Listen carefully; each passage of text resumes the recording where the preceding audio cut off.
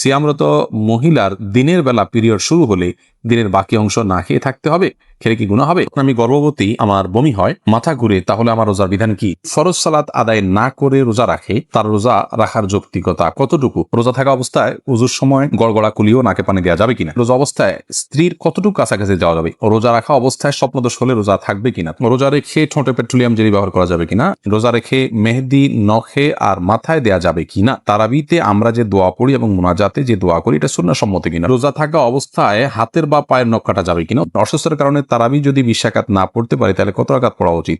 আর বিলম্ব না করে চলুন তাহলে আপনাদের যে সমস্ত প্রশ্নগুলো আমাদের কাছে চলে এসেছে সেগুলোর উত্তর দিতে আমরা শুরু করি। আহমেদ শাহাদাত জানতে চেয়েছেন, রোজা থাকা অবস্থায় হাতের বা পায়ের নখ কাটা যাবে কিনা? উত্তর কাটা যাবে, কোনো অসুবিধা। রোজা রেখে হাত পা নখ কাটা যাবে, এর সাথে রোজা ভঙ্গের কোনো সম্পর্ক নেই। এমডি ইয়াকুব হোসাইন জানতে চেয়েছেন, রোজা রাখা অবস্থায় স্বপ্নদোষ হলে রোজা থাকবে কিনা? থাকবে, কোনো অসুবিধা নেই। স্বপ্নদোষ মানুষ ইচ্ছাকৃত করে না, অতএব স্বপ্নদোষ হলে বীর্যপাত হয়ে গেলে ঘুমের মধ্যে আপনার রোজা কন্টিনিউ করতে পাওয়া হবে।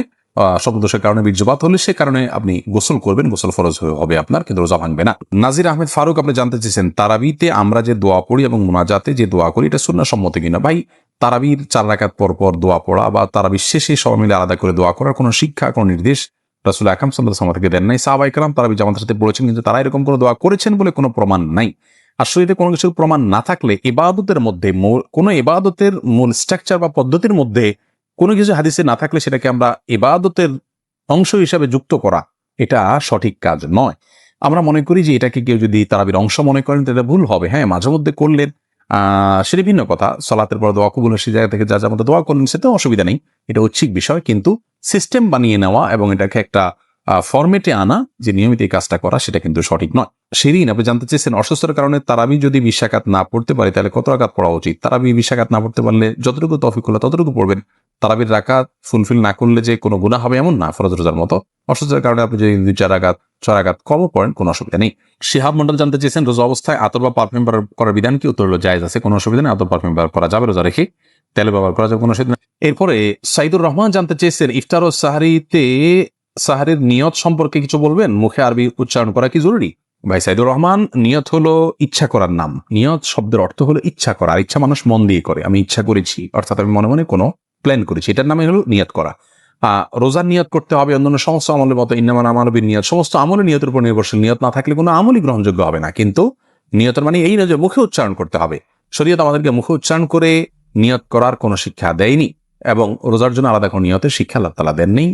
নামাজের ক্ষেত্রে কোনো নিয়ত, রোজা মুখে নিয়ত করার কোনো শিক্ষা আল্লাহ তাআলা দেননি। অতএব আমরা মনে মনে আমি যে রোজা রাখছি এটাই আমার নিয়ত হিসেবে যথেষ্ট হবে। আপনি ভোর রাতে কেন খেতে উঠেছেন? রোজা রাখার জন্য উঠেছেন, এর মানে হলো আপনার রোজা রাখার ইচ্ছা আছে, বাস নিয়ত আছে। আলাদা করে সেটাকে মুখে উচ্চারণ করা আর কোনো নির্দেশ আমাদেরকে দেয়নি, কোনো প্রয়োজন নেই। এটাকে জরুরি মনে করলে একটা দোয়া বানাই দিচ্ছি আমরা, নাওয়াইতু আন আসুমা গাদান ইত্যাদি, এরকম দোয়া বানিয়ে নিলে সেটি বরং বিদআতে পর্যবেসিত হতে পারে যদি সেটাকে আমরা সুন্নাহ মনে করি বা রোজার জন্য গুরুত্বপূর্ণ বা জরুরি মনে করি। সারজু রিমা এই আইডি থেকে আমরা জানতে চেয়েছেন, রোজা রেখে ঠোঁটে পেট্রোলিয়াম জেলি ব্যবহার করা যাবে কিনা? ঠোঁটে যদি খুব বেশি ফেটে যায়, খুব বেশি বিরক্তির কারণ হয়, তাহলে হালকা করে দিতে পারেন। কিন্তু আপনার একান্ত যদি ঠোঁট না ফাটে বা খুব বেশি কষ্ট না হয় তাহলে পেট্রোলিয়াম জেলি ঠোঁটের ব্যবহার খুব বেশি করে করলে আপনার সেটি আমাদের থুতুর সাথে ভেতরে যাবে, সে আশঙ্কা আছে। এই জায়গা থেকে এটি করা অনুচিত এবং অনুত্তম এবং করা যাবে না। বখতিয়ার করিম আপনি জানতে চেয়েছেন, রোজা থাকা অবস্থায় উজুর সময় গড়গড়া কুলিও নাকে পানি দেওয়া যাবে কিনা? ভাই বখতিয়ার, খুবই গুরুত্বপূর্ণ একটা প্রশ্ন আপনি করেছেন। রোজা অবস্থায় ওজুর সময় গড়গড়া করা, কুলি করা, নাকে পানি দেওয়া, এগুলোর ব্যাপারে ইসলামের শিক্ষা দৃষ্টিভঙ্গি হলো যে নাকে পানি দেওয়া যাবে, খুব বেশি টান দেওয়া যাবে না জোর করে। আর গড়গড়া কুলি করবেন, কিন্তু খুব বেশি গলার ভিতরে নিয়ে গড়গড়া করবেন না। কারণ নবী সাল্লাল্লাহু আলাইহি ওয়াসাল্লাম বলেছেন যে মাদমিদ ইল্লা আন তাকুনা সাইমান, তুমি গড়গড়া করেই কুলি করবে, কিন্তু রোজাদার হলে তখন করবে না, যেহেতু তোমার ভেতরে গলার ভেতরে পানি চলে যাওয়ার ভয় আছে, চলে গেলে সেক্ষেত্রে রোজা ভঙ্গ হয়ে যাবে। অতএব গড়গড়া করা রোজা অবস্থাতে অনুচিত, খুব গভীর গড়গড়া করা। খায়রুন নাহার জানতে চেয়েছেন, রোজা রেখে মেহেদি নখে আর মাথায় দেয়া যাবে কিনা?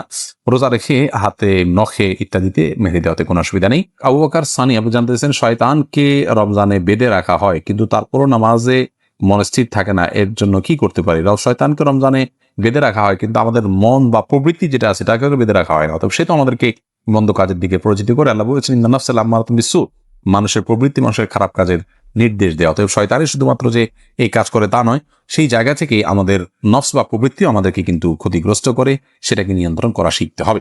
মেহেদী হাসান মির্জা জানতে চেয়েছেন রোজা রেখে নাক বা কানের ড্রপ ব্যবহার করা যাবে কিনা। ভাই মেহেদী হাসান, রোজা রেখে নাকে ড্রপ দিতে পারবেন না, কারণ নাকে ড্রপ দিলে সেটা গলায় যেতে পারে। নবী সাল্লাল্লাহু আলাইহি ওয়াসাল্লাম বলেছেন ওয়ামাদমিদ ইল্লা আন্তাকুনা সাইমান, তুমি কুলি করবে কিন্তু রোজাদার হলে গড়গড়া করতে যাবে না, কারণ গড়গড়া করলে ভিতরে পানি যেতে পারে। নাকে ড্রপ দিলে সেটা যেহেতু ভিতরে যেতে পারে, অতএব সেই জায়গায় দেখেন নাকে ড্রপ দেওয়া যাবে না রোজা রেখে। কিন্তু কানে ড্রপ দিতে পারেন, চোখে ড্রপ দিতে পারেন, যে চোখের সাথে আপনার আমাদের গলার সম্পর্ক নেই, কানে ড্রপ দিতে পারেন, সেটারও সরাসরি সম্পর্ক নেই। যদি আপনি গলায় স্বাদ অনুভব করেন ড্রপ দেওয়ার পরে কানে বা চোখে, তাহলে সেক্ষেত্রে আপনি সে রোজা আবার রেখে দিবেন, কিন্তু নাকে দিতে পারবেন না, যেহেতু নাকে দিলে সেটা ভেতরে যায়। এমনি হাসানুল করিম জানতেছেন রোজা অবস্থায় স্ত্রীর কতটুকু কাছাকাছি যাওয়া যাবে। রোজা অবস্থায় স্ত্রীর সাথে সম্পূর্ণ পাশাপাশি শোয়া যাবে, থাকা যাবে, এমনকি চুম্বনও করা যাবে, আলিঙ্গনও করা যাবে, কোনো অসুবিধা নেই। শুধুমাত্র স্ত্রীর সহবাস সেটি করা যাবে না। সহবাসটা যাতে না হয় সেই জিনিসটি খেয়াল করতে হবে। লজ্জাস্থানের মিলন সেটি সরাসরি হারাম, বীর্যপাত না হলেও শুধু সম্মিলনটাই হারাম। এছাড়া আলিঙ্গন চুম্বন হতে পারে। আমাদের আয়েশা রাদিয়াল্লাহু আনহা বলেছেন যে নবী সাল্লাল্লাহু আলাইহি ওয়াসাল্লাম রোজা রাখা অবস্থায় স্ত্রীদের আদর সোহাগ তিনি করতেন, এটি জায়েজ আছে। তবে কেউ যদি সেটি করতে গেলে নিজেকে নিয়ন্ত্রণ করতে পারবেন না এমন আশঙ্কা হয়, তাহলে তার জন্য এটি করা জায়েজ নাই। শাকুল খান জানতে চেয়েছেন কেউ যদি ফরজ সালাত আদায় না করে রোজা রাখে, তার রোজা রাখার যৌক্তিকতা কতটুকু। তিনি রোজা রাখছেন, একটা ফরজ আদায় করতেছেন, এজন্য আমরা অবশ্যই তাকে অ্যাপ্রিসিয়েট করবো যে তিনি অন্তত একটা ফরজ আদায় করতেছেন। কিন্তু রোজা নামাজ না পড়ে রোজা রাখা মানে হলো যে তিনি লুঙ্গি না পরে আপনার গেঞ্জি পরার জন্য অস্থির হয়ে উঠেছেন। ব্যাপারটা এরকম হয়ে যাবে, গেঞ্জি পরাও দরকার কিন্তু লুঙ্গি পরা তার চেয়ে বেশি দরকার। অতএব নামাজটাকে সবচেয়ে বেশি গুরুত্বের সাথে দিতে হবে, তারপর তিনি রোজার জন্য চেষ্টা করতে হবে। নামাজ না পড়ে রোজা রাখা এটা হলো নামাজের গুরুত্ব বা সালাতের গুরুত্ব না বুঝার কারণে। আল্লাহ তাআলা আমাদের ভাইকে বোঝার তৌফিক দান করুন। পিয়াস এমডি রাইসুল রেজা জানতে চেয়েছেন সিয়ামরত মহিলার দিনের বেলা পিরিয়ড শুরু হলে দিনের বাকি অংশ না খেয়ে থাকতে হবে, খেলে কি গুনাহ হবে? না খেয়ে থাকা উচিত, বাকি অংশ তার রোজার সম্মানার্থী করা উচিত। ত্রিহান, আপনি আইডি থেকে জানতে চেয়েছেন আমি গর্ভবতী, আমার বমি হয়, মাথা ঘুরে, তাহলে আমার রোজার বিধান কি? যদি বমি হয় এতে রোজা ভাঙবে না, ইচ্ছাকৃত বমি না করলে রোজা ভাঙবে না। হাদিসে আসে নবী সাল্লাল্লাহু আলাইহি ওয়াসাল্লাম বলেছেন যে ব্যক্তির বমি হয় তার রোজা ভাঙবে না, যে ইচ্ছাকৃত বমি করে হাত দিয়ে বা বের করে তার রোজা ভাঙবে। আর যদি বমি হওয়ার পর কিছু আপনি গিলে ফেলেন তার কারণে রোজা ভাঙবে, কিন্তু এমনি বমি হলে রোজা ভাঙবে না। মাথা ঘুরে বমি হয়, তারপর কষ্ট করে আপনার রোজা রাখা উচিত, এটা ফরজ রোজা, এখানে কার্পণ্য করা উচিত নয় এবং ত্রুটি করা উচিত নয়। আল্লাহ আমাদের তৌফিক দান করুন। এলমি একটা অনুষ্ঠান করা এবং হাদিস ভিত্তিক জ্ঞানের একটি অনুষ্ঠান, তবে এটিকে অন্যদের দেখার সুবিধার্থে, অন্যদের জানার সুবিধার্থে শেয়ার করে দিন, ওয়াচ পার্টি করে দিন। এর মাধ্যমে আপনার ছোট্ট একটি ক্লিকের মাধ্যমে অনেক বেশি অফুরন্ত সওয়াবের আপনি অধিকারী হতে পারবেন। শয়তান আমাদেরকে এরকম সহজে অনেক বেশি অর্জন হতে পারে সে আমলগুলো থেকে ভুলিয়ে রাখে এবং এগুলোকে আমাদের কাছে গুরুত্বহীন করে রাখে। অতএব শয়তানকে আমরা কোনোভাবেই যেন সুযোগ না দিই। আল্লাহ তাআলা সেই তৌফিক দান করুন। আমরা দাওয়াত এবং দ্বীন প্রচারের অংশ হিসাবে এই পোস্টকে শেয়ার এবং ওয়াচ পার্টি করি।